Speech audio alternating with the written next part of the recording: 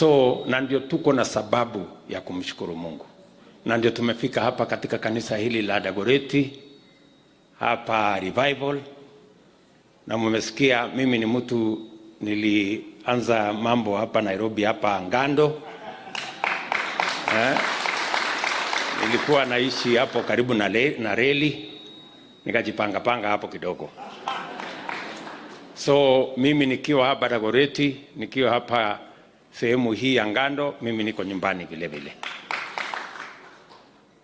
Ya pili, mimi nataka niwashukuru na niwa encourage kanisa hii. Tulisema wakati ule tutajenga pamoja, na wakati nimefika hapa askofu amenikumbusha, wewe unakumbuka ile maneno tulisema? Nikamwambia nakumbuka, na ndio nimekuja hapa makusudi nione mahali gani tutaanzia kufanya hiyo kazi.